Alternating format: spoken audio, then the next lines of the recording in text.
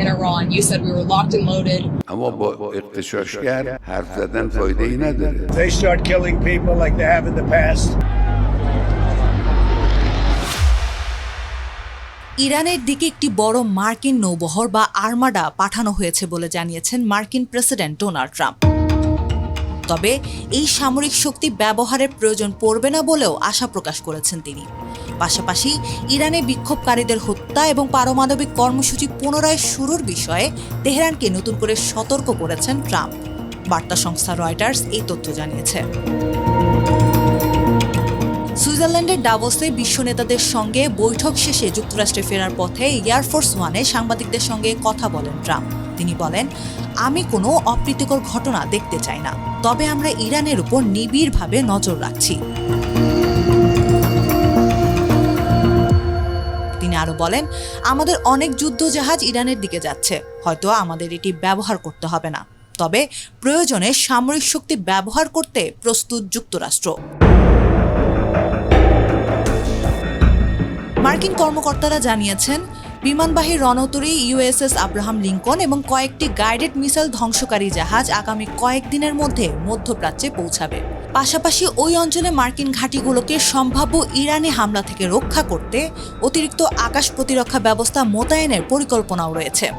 গত জুনে ইরানের পারমাণবিক স্থাপনায় মার্কিন হামলার পর বর্তমান উত্তেজনাপূর্ণ পরিস্থিতিতে মার্কিন বাহিনী নিরাপত্তা নিশ্চিত করা এবং প্রয়োজনে সামরিক ব্যবস্থা নেওয়ার পথ খোলা রাখতে এই মোতায়েন। গত সপ্তাহে এশিয়া প্যাসিফিক অঞ্চল থেকে রণতরীগুলো যাত্রা শুরু করে। সম্প্রতি ইরানে বিক্ষোভকারীদের উপর সরকারের কঠোর দমন পীড়নের ফলে যুক্তরাষ্ট্র ও ইরানের মধ্যে উত্তেজনা বাড়তে থাকে।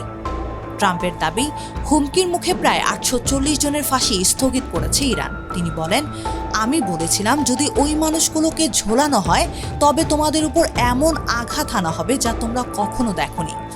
তোমাদের পারমাণবিক কর্মসূচিতে আমরা যা করেছি তার তুলনায় সেটি হবে নগণ্য। ট্রাম্পের মতে নির্ধারিত সময়ের 1 ঘন্টা আগে ফাঁসি বাতিলের সিদ্ধান্ত একটি ভালো লক্ষণ। ইরান আবার পারমাণবিক কর্মসূচি শুরু করলে যুক্তরাষ্ট্র নতুন করে হামলা চালাবে বলে হুঁশিয়ারিও দিয়েছেন ট্রাম্প। তিনি বলেন, ইরান যদি আবারও অন্য কোনো এলাকায় পারমাণবিক কার্যক্রম শুরু করে আমরা সেখানেও হামলা চালাবো।